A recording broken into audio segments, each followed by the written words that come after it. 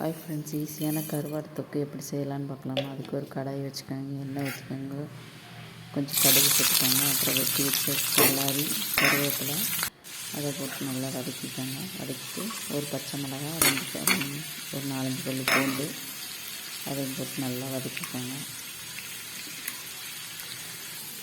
வதக்கிட்டு தக்காளி ஒரு 2 தக்காளி போட்டுக்கோங்க. அது வதங்குறதுக்கு கொஞ்சம் உப்பு போட்டுக்கோங்க. உப்பு அந்த கருவாடு போடுறதுனால உப்பு போட்டுக்கோங்க. அப்புறம் மஞ்சத்தூள் போட்டுக்கோங்க.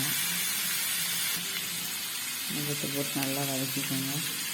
அப்புறம் மிளகாத்தூள், தனி மிளகாத்தூள், காரத்துக்கு தகுந்த மாதிரி தனி மிளகாத்தூள் சேர்த்துக்கோங்க. அப்புறம் கழுவி வச்ச கருவாடு சேர்த்துக்கோங்க. இது கஞ்சி கூட்டுக்கு இதுக்கெலாம் நல்லாயிருக்கும்.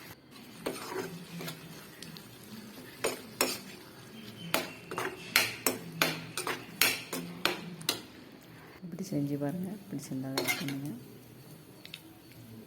ஈஸியான கருவாடு தொக்கு ரெடி.